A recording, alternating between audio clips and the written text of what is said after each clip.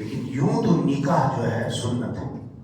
جیسے حدیث مبارکہ کے اندر آتا ہے اللہ کے رسول صلی اللہ علیہ وسلم نے فرمایا النکاح من سنتی، نکاح جو ہے میری سنت میں سے. اللہ کے رسول صلی اللہ علیہ وسلم نے نوجوانوں کے ایک گروہ سے مخاطب ہو کر فرمایا اے نوجوانوں، تم میں سے جو نکاح کی طاقت رکھتا ہے تو اسے چاہیے کہ وہ شادی کر لے،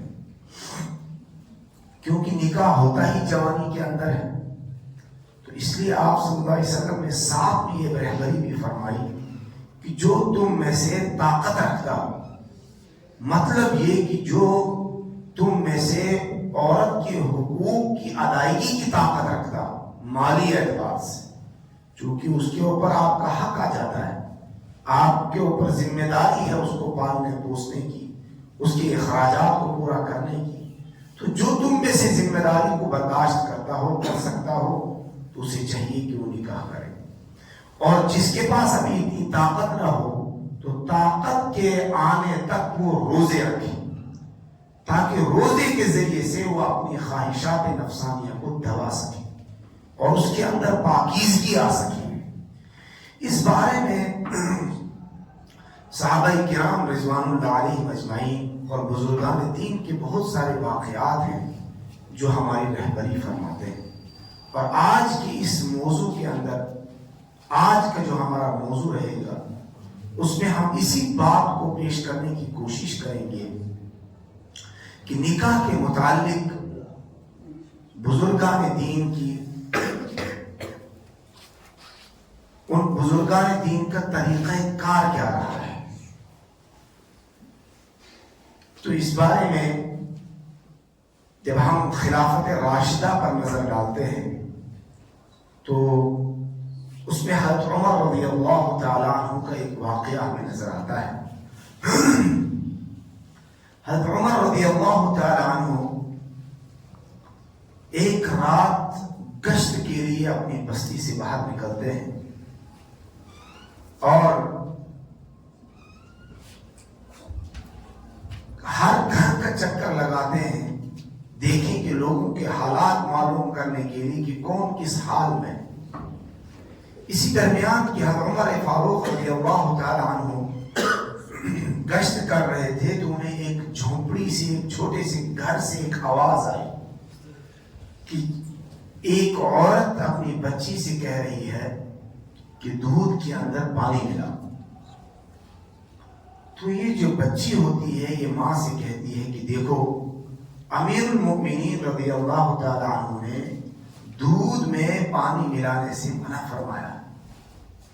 تو ماں اپنی بیٹی سے کہتی ہے کہ بیٹا رات کا وقت ہے، اس وقت امیر المؤمنین کہاں ہوگا، امیر المؤمنین تو دیکھ نہیں رہا ہے، اس لیے تم دودھ کے اندر پانی ملا دو. تو بیٹی جواب دیتی ہے کہ امی اگر امیر المومنین نہیں دیکھ رہا ہے لیکن امیر المومنین کا خدا تو دیکھ رہا ہے. حضرت عمر فاروق رضی اللہ تعالیٰ عنہ جب یہ جملہ سنتے ہیں تو وہ فوراً جو ان کے ساتھ خادم تھا اس سے کہتے ہیں کہ اس گھر پہ نشان لگاؤ. رات کا وقت ہوتا ہے، عمر فاروق رضی اللہ تعالیٰ عنہ اس گھر پہ نشان لگواتے ہیں.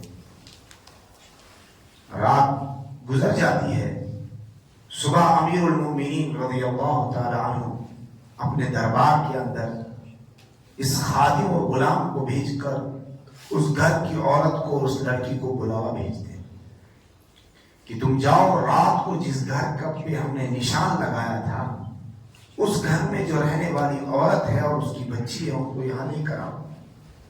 وہ دربار میں حاضر ہوتی ہے. حضرت عمر فاروق رضی اللہ تعالیٰ عنہ ان سے پوچھتے ہیں کہ رات، اس بیٹی سے پوچھتے ہیں کہ رات کو تمہارے گھر کے اندر یہ معاملہ پیش آیا ہے؟ وہ کہتے ہیں ہاں. تو وہ اس ماں سے کہتے ہیں کیا آپ نے اس بچی کا نکاح کر دیا ہے؟ تو ماں کہتی ہے کہ نہیں، ہم نے ابھی اس بچی کا نکاح نہیں کیا. عمر فاروق رضی اللہ تعالیٰ عنہ کہتے ہیں کیا آپ کو اس بچی کا نکاح کرنا ہے؟ تو ان کی ماں کہتی ہے، اس بچی کی ماں، ہاں مجھے اس بچی کا نکاح کرنا ہے۔ عمر فاروق رضی اللہ تعالیٰ عنہ جو 22 لاکھ مربع میل کے حکمران، اتنی بڑی زمین کے اور اتنے بڑے خطے کے حکمران اور پوری دنیا کے مسلمانوں کے امیر المومنین، وہ اپنے بچوں کو بلاتے ہیں۔ ان کے بچوں کی شادیاں ہو چکی تھی۔ ایک اپنے بچوں میں کہتے ہیں کہ میرے بچوں، میری عمر اب شادی کی نہیں رہی، نہ مجھے ضرورت ہے شادی کی، لیکن اگر تم میں سے کوئی شادی کرنا چاہتا ہے تو اس بچی سے شادی کرو۔ عمر فاروق رضی اللہ تعالیٰ عنہ کے جو بچے تھے دوسرے، ان کی بھی شادیاں ہو چکی تھی۔ اس میں ایک بیٹے تھے، ان کا نام عاصم تھا، ان کی شادی نہیں ہوئی تھی۔ اس بیٹے نے کہا کہ ابا جان، اگر آپ یہ کہتے ہیں تو میں اس نکاح کو قبول کرتا ہوں۔ دلوں میں صفائی تھی، پاکیزگی تھی۔ باپ کے ایک لفظ کہنے سے یہ نوجوان بیٹا فوراً نکاح کے لیے تیار ہو جاتا ہے۔ اس بچے نے اس لڑکی کو نہیں دیکھا، اور عمر فاروق رضی اللہ تعالیٰ عنہ جو خلیفۃ المسلمین ہیں، ذرا سوچئے، پوری کائنات کے مسلمانوں کے خلیفہ ہیں، سردار ہیں، آقا ہیں، وہ اپنے بچے کے رشتے کے لیے جس لڑکی کو چن رہا ہے اس کا خاندان نہیں دیکھتا۔ ہمارے یہاں تو بحثیں چلتی ہیں 6 مہینے سال تک خاندان میں۔ لڑکی تو ٹھیک تھی لیکن باپ ٹھیک نہیں، ارے باپ سے شادی کرنی، باپ تو ٹھیک ہے لیکن ماں ٹھیک نہیں، ارے ماں سے شادی کرنی، آپ کو بیٹی چاہیے۔ ہاں ماں باپ تو ٹھیک ہے لیکن خاندان کا فلاں آدمی ٹھیک نہیں ہے، ارے آپ نے پورے خاندان سے شادی کرنی۔ حضرت امیر المومنین اپنے بچے کے لیے جس بچی کو چن رہے ہیں اس کے خاندان کا کوئی پتہ نہیں، اور وہ ایسے گھر کی نہیں ہے کہ کسی محل کے اندر رہنے والی ہے، وہ ایک جھونپڑی کے اندر رہنے والی بچی۔ وجہ کیا بنی کہ امیر المومنین اس بچی کا رشتہ اپنے گھر کے اندر لا رہے ہیں؟ وجہ صرف ایک ہی ہے، وہ وجہ ہے تقوی اور طہارت، جو گزشتہ ہفتے ہم نے ڈسکس جس بات پر کیا کہ تقوی اور طہارت، اللہ کا خوف، اللہ کا ڈر کہ اس ہوٹل کے اندر، اس پارک کے اندر، اس گھر کے اندر، اس راستے کے اندر مجھے کون دیکھ رہا ہے؟ رب العالمین کی ذات ہے۔ آج دنیا والے سی سی کیمروں کی نظروں سے تو ڈرتے ہیں لیکن رب العالمین کی آنکھ سے نہیں ڈرتے۔ یہ بچی رات میں اپنے ماں سے کہتی ہے کہ اگر امیر المومنین نہیں دیکھ رہا پھر کیا ہوا؟ امیر المومنین کا خدا تو دیکھ رہا ہے۔ اس کے تقوی کا ایک بول اس کو امیر المومنین کی بہو بنا دیتا ہے۔ حضرت امیر المومنین عمر فاروق رضی اللہ تعالی عنہ، ان کا بیٹا شہزادہ ہے، شہزادہ ہے، اور آپ یہ سمجھیے کہ وہ اپنے شہزادے کے لیے جس بچی کا انتخاب کر رہے ہیں اس بچی کے انتخاب میں انہوں نے کس چیز کو سامنے رکھا؟ گزشتہ ہفتے سنا ہم نے کہ جب رشتہ کرنا ہو، شادی کرنی ہو، تو شادی کرتے وقت ہم نے کس چیز کو مد نظر رکھنا ہے؟ کن بنیادوں پر ہم نے شادی کرنی؟ شادی کے لیے کون سی چیزیں ضروری ہیں؟ وہ گزشتہ ہفتے ہم نے سنا۔ آج ہم یہ سمجھنے کی کوشش کر رہے ہیں کہ شادی کے متعلق ہمارے اسلاف کا طریقہ کار کیا کر رہا ہے، ان کا طریقہ کیا کر رہا ہے، کیونکہ ان کا طریقہ ہمارے لیے اشارہ راہ ہے۔ عمر فاروق رضی اللہ تعالیٰ عنہ اس بچی کو گھر میں لاتے ہیں، اس کے تقوی اور طہارت کی بنا پر ان کے یہاں ایک بیٹی پیدا ہوتی ہے، اور اس بیٹی کی شادی ہوتی ہے، اس بیٹی کے یہاں ایک بیٹا پیدا ہوتا ہے جسے ساری کی ساری دنیا، خاص طور پر اسلام کو جاننے والے لوگ جس شخصیت کو جانتے ہیں اس کا نام ہے عمر بن عبد العزیز رحمۃ اللہ علیہ۔ یہ جو عمر بن عبد العزیز ہے، جن کے بارے میں سب علماء متفق ہیں کہ عمر بن عبد العزیز کی جو حکومت، وہ بھی بادشاہ بنے. عمر بن عبد العزیز جو بادشاہ ہیں وقت کے، ان کی ماں جھونپڑی کے اندر رہنے والی. جھونپڑی سے حکمرانوں کے گھروں میں کس چیز نے اس کو پہنچایا؟ اس کے تقوی، اس کی پاکیزگی نے. رشتوں کے اندر اگر پاکیزگی ہو تو انسان کبھی بھی اپنی سطح پر نہیں رہ سکتے. اللہ رب العزت اس کو بلندی عطا فرماتے، اس کے گھر میں سکون اور اطمینان عطا فرماتے، اس کی دل کی بادشاہت ہمیشہ رہتی ہے، وہ ہمیشہ خوش و خرم ہوتا ہے. وہ غربت کے باوجود اپنے آپ کو بادشاہ سمجھتا ہے، کیونکہ اس کی چاہت ایک سنترے کے کھانے سے بھی پوری ہو جاتی، اس کی چاہت بریانی کی ایک پلیٹ سے بھی پوری ہو جاتی، اس کی چاہت چھوٹی سی گاڑی گھر لانے پر بھی اس کی چاہت پوری ہو جاتی ہے، اور گھر کے 2 کمرے بننے پر بھی اس کی دل کی چاہتیں پوری ہو جاتی. اس کے بالمقابل وہ آدمی جس کے اندر یہ سب چیزیں نہیں ہوتی ہے، وہ ایک محل کے بعد دوسرے محل کی تلاش میں ہوتا ہے. ایک گاڑی اس کو اچھی نہیں لگتی، اس کو بیچ کر دوسری گاڑی کی تلاش میں لگ جاتا ہے. ایک کھلونا اچھا نہیں لگتا ہے تو دوسری کھلونے کی تلاش میں کرتا ہے. اس کی زندگی دنیا کو کمانے کے اندر ہی لٹ جاتی ہے. بالآخر جب وہ اپنی پوری لائف پر پیچھے نظر ڈالتا ہے تو وہ یہ سمجھتا ہے کہ میں کمانے والا گدھا ہوں، کہ جس نے زندگی بھر کمایا کھایا، جس طرح میرے گھر کا ایک گدھا ہے، زندگی بھر اس نے بوجھ ڈھویا، لیکن اس کو یہ پتہ نہیں ہے کہ میں نے ڈھویا کیا، میں نے کیا کیا زندگی. ایسی حالت ہماری زندگیوں کی وجہ سے. یہ تھے عمر رضی اللہ تعالیٰ عنہ، جن کے خاندان سے، اور جو انہوں نے لڑکی چنی اپنے بچے کے لیے، اور اس بچے نے بھی اپنے باپ کی بات پر اعتبار و یقین کیا. آج کے نوجوان تو خود سیٹنگیں کرتے ہیں، خود اپنی شادیاں ہوتی ہیں، والدین کو بیوقوف سمجھتے ہیں، اور والدین اگر کسی رشتے کے متعلق کوئی مشورہ پیش کرے، والدین سے کہتے ہیں تم پرانے زمانے کے بڈھے ہو، نئے خیالات نئے تجربات تمہارے پاس نہیں. کیونکہ ہمارے والدین جو چیز چاہتے ہیں، جو چیز دیکھ رہے ہوتے ہیں، اس چیز کی ضرورت اس بچے کو، اس شادی کرنے والے کو آگے پڑھنے والی ہوتی ہے، لیکن وقت پر وہ بات، ماں باپ کی بات کو نہیں سمجھتا. اس کی وجہ سے زندگی میں بسا اوقات اسے دھکے کھانے پڑتے، اور پھر وہ بات سمجھ میں آتی ہے کہ آئے میں نے کیا کر ڈالا. یہ خاص طور پر وہ نوجوان ہو جس نوجوان کی رہبری اور رہنمائی کسی عالم کی صحبت میں ہو چکی ہو، وہ تو صحیح انتخاب کرے گا، اس کی زندگی اور لائف بھی بہت اچھی ہوگی. ورنہ زندگی بھر روتا ہی رہتا ہے کہ بھی نہیں یہ کیا کر ڈالا. اس بارے میں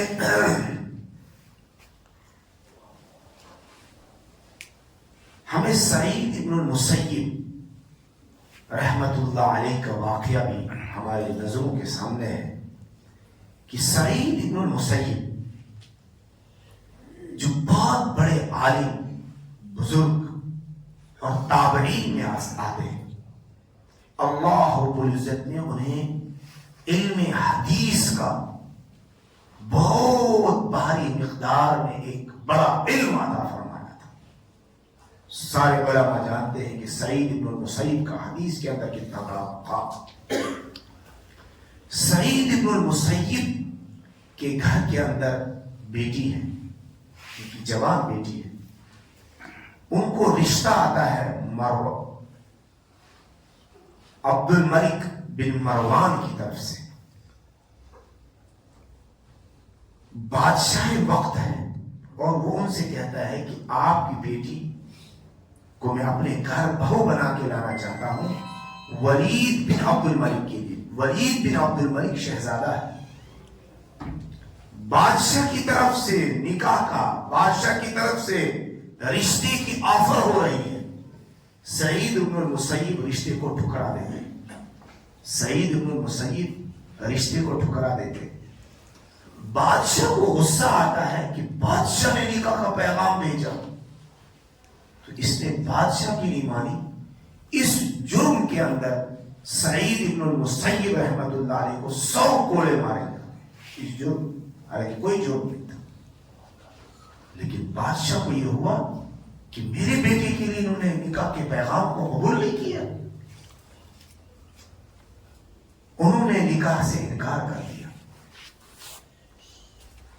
سعید ابن المسیب جس درسگاہ کے اندر پڑھاتے تھے، اس درسگاہ کے اندر ایک بچہ 3 دن تک غیر حاضر رہا۔ 3 دن تک غیر حاضر رہا۔ سعید ابن المسیب رحمت اللہ علیہ نے شاگردوں سے پوچھا کہ یہ جو فلاں بچہ ہے یہ 3 دن سے غیر حاضر ہے۔ چوتھے دن وہ بچہ حاضر ہو گیا۔ سعید ابن المسیب نے اس بچے سے پوچھا کہ بھائی تم 3 دن کہاں رہے؟ سبق کے اندر موجود تھے، کلاس میں تم موجود تھے؟ تو اس بچے نے کہا کہ حضرت میری بیوی کا انتقال ہو گیا تھا۔ یہ کون سنا رہا؟ یہ ان کا اسٹوڈنٹ ہے جو ان کے سامنے بیٹھا ہوا ہے، ان کا شاگرد ہے۔ وہ اپنے استاد سے کہہ رہا ہے کہ میری اہلیہ کا انتقال ہو گیا تھا، جس کی وجہ سے 3 دن تک چونکہ سوگ ہے، اس لیے 3 دنوں تک میں گھر سے نہیں نکلا۔ آج چوتھا دن ہے، آج میں سبق کے اندر حاضر ہوا۔ سعید ابن المسیب رحمت اللہ علیہ اس بچے سے کہتے ہیں کیا تمہارا شادی کرنے کا ارادہ ہے؟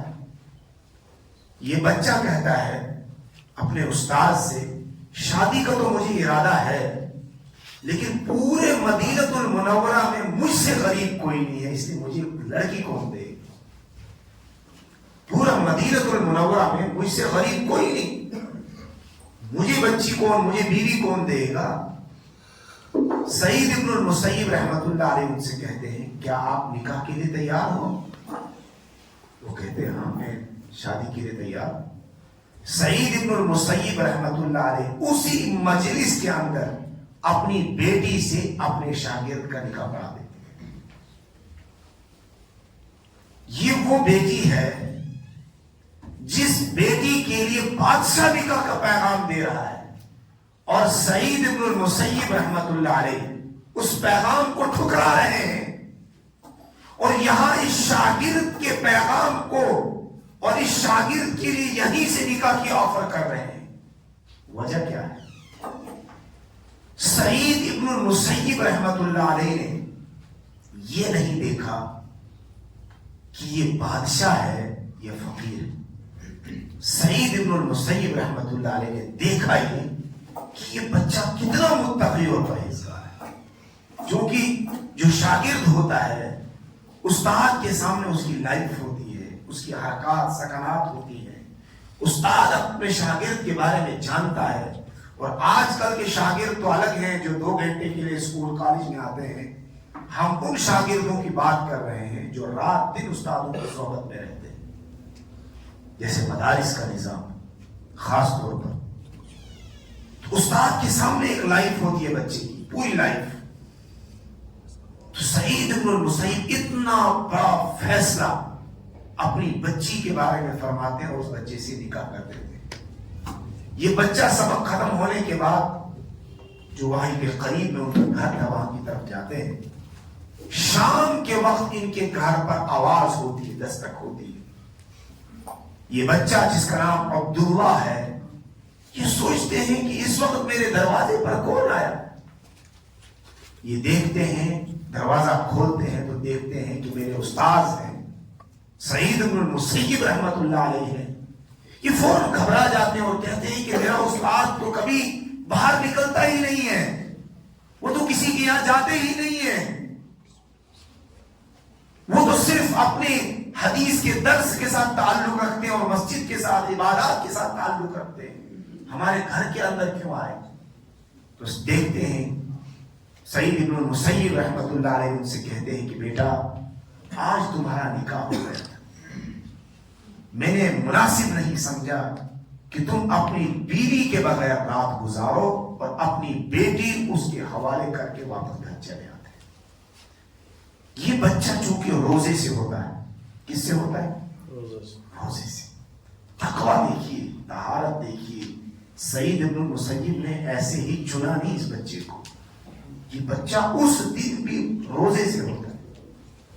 جب یہ افطاری کرتا ہے پھر اپنی چھت پہ چڑھتا ہے, اور چھت پہ چڑھنے کے بعد لوگوں میں اعلان کرتا ہے کہ لوگوں سنو, سعید ابن المسیب نے میرا نکاح کرا دیا ہے. کہیں تاکہ لوگ یہ نہ سوچیں کہ یہ کس لڑکی کے ساتھ رہتا ہے. آج اگر نوجوانوں کے ساتھ کوئی لڑکی ہو تو کہتے ہیں فرینڈ ہے. کہ کس کتاب کے اندر اور کون سی دنیا کی یا آخرت کی تعلیم اس بات کی اجازت دیتی ہے کہ کوئی غیر محرم لڑکی فرینڈ ہو سکتی ہے؟ سارا مغرب کا لیا ہوا کلچر ہے. آج لڑکیوں کو کہتے ہیں فرینڈ ہے. فرینڈ ہے. باپ کو بھی کہہ دیتے ہیں, اور باپ کو بھی شرم نہیں آتی ہے, ماں کو کہہ دیتے ہیں فرینڈ ہے. یار کیا ہو گئے, ہم لوگ اتنے گر چکے ہیں. ہم اپنے بچے کو یہ نہیں بتایا ہے ہم نے کہ ایک غیر محرم عورت تمہارے لیے حرام ہے, اس کی طرف دیکھنا بھی حرام ہے, چھونا, اس کے ساتھ ہینڈ شیک کرنا, اس کے ساتھ بیٹھ کے باتیں کرنا تب تک زنا کے اندر لکھا جائے گا جب تک ہم کسی غیر محرم کے ساتھ بات کریں. تب تک بے حیائی کے اندر لکھا جائے گا جب تک ہم کسی غیر محرم کی طرف دیکھیں گے. ہم بھول گئے آخرت کا پیغام, مذاق سمجھ لیا ہم نے دین کو. ہم اپنے طرز پر زندگی جینا چاہتے ہیں, اور اسلام ہم یہ سوچتے ہیں کہ اسلام ہماری مرضی کے مطابق ہونا چاہیے, نماز ہماری مرضی کے مطابق ہونی چاہیے, سکول کالجز کی تعلیم ہماری مرضی کے مطابق ہونی چاہیے. میری اپنی زندگی ہے, لائف اپنی, اسٹائل اپنا ہے. یہ ہمارے نوجوانوں کی جملے ہے. جناب ہم اپنی منمانی کی زندگی گزارنے آنی آئے. پھر ہمارے درمیان اور کفار کے درمیان فرق کیا رہا؟ فرق یہ ہے کہ مسلمان ایک غلام ہے اور غلامی کی زندگی وہ گزارنے آیا ہے, اور وہ غلام ہے جناب محمد رسول اللہ صلی اللہ علیہ وسلم کے طریقوں کا. صحابہ نے کر کے دکھایا, غلامی کر کے دکھائی, رب العالمین نے ان کی تقدیر کو دنیا اور آخرت میں چمکا دیا. آج ہم مغرب کے طرز اور ان کے طریقے کے دلدادہ ہو گئے, اور ہم گنہگار ہونے کے باوجود, گناہ کرنے کے باوجود اپنے آپ کو گنہگار نہیں سمجھتے. افسوس ہے ہمارے اوپر. ہم گناہوں کے اندر ہو کر اپنے آپ کو گنہگار, نارمل. یہ تو سب کے ساتھ ہوتا ہے, سب کرتے ہیں. Enjoy your life.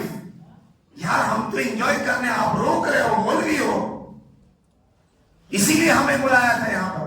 یہی بات کفار مکہ نے جناب محمد رسول اللہ یہی باتیں سنانے کے لیے ہمیں لایا تھا. آج مسلمان نوجوانوں سے کوئی بات کہیں تو مسلم نوجوان کہتے ہیں مولویوں کی ایک ہی زبان ہے. جناب ہماری ایک ہی زبان ہوگی, آپ کے کان سننا چاہیں یا نہ سننا چاہیں, کیونکہ اسی زبان میں ہماری رہبری موجود ہے. وقتی طور پر اگر دوائی کڑوی ہوتی ہے لیکن بڑی اثر انداز ہوتی ہے, ہمارے درد اور بیماری کو ٹھیک کر دیتی ہے. وقت آئے گا جب ہمیں ایسی باتوں کے لیے ہمارے کان ترستے ہوں گے, لیکن ہمیں اجازت نہیں ہوگی کسی کو تبلیغ کرنے کی. وقت آئے گا ہم چاہیں گے بیانات سننا, لیکن ہمیں اجازت نہیں دی جائے گی بیانات سننے. اور پھر ہماری زندگیوں کے بعد بھی ایک وقت آئے گا جب مر کے جائیں گے, اس وقت کہیں گے کاش اپنی زندگی کے اندر وہ کڑوا گھونٹ پی لیا ہوتا, اپنی خواہشات کو دبا دیا ہوتا, جل بھن دیا ہوتا اسلام کے لیے اپنے آپ کو, تقوی اور طہارت کی زندگی گزار لی ہوتی. آج یہ ندامت کے آنسو ہمارے سامنے نہیں ہوتے. اس لیے میرے بھائیوں, اپنے نکاح کے جو موضوع ہمارا چل رہا ہے, اس کے بارے میں پچھلے 1-1.5 مہینے سے ہم اسی موضوع پر بات کر رہے ہیں کہ نکاح کے بارے میں, کیونکہ یہ ایک ایسا بندھن ہے جو مرتے وقت تک ہمارے ساتھ جڑا ہوا ہوتا ہے. یہ 1-2 دن کی ایگریمنٹ نہیں ہے. ہاں دنیا کے اندر ایگریمنٹیں ہوتی ہیں, لیکن یہ 2 دن کی ایگریمنٹ نہیں ہے کہ کسی کے ساتھ بھی چل جائے گا, اس کے ساتھ بھی کر لیں گے, اس کے ساتھ بھی کر, نہیں. یہ پوری لائف جینی ہے, اور لائف جینے کے لیے ہمیں کس سے رہبری چاہیے؟ دین اسلام سے. اگر ہم نے خود فیصلے کیے، خدا کی قسم ہم روئیں گے آگے کی زندگی کے اندر. ہمیں حقوق ہی پتہ نہیں، ہمیں پتہ ہی نہیں ہے کہ ان اصولوں پہ نکاح کیا جاتا ہے. تو ان اصولوں کو ذہن میں رکھیں گے جو پچھلے ہفتے بھی باتیں آئی ہیں، اور آج کی ان واقعات کو، ان باتوں کو ذہن میں رکھیں گے کہ کن چیزوں کو سامنے رکھ کر نکاح کرنا چاہیے. اللہ رب العزت ہمیں اس بات کو سمجھنے کی توفیق عطا فرمائے اور اپنی زندگیوں میں اصولوں کو اپنانے کی توفیق عطا فرمائے. وآخر دعوانا الحمد للہ رب العالمین.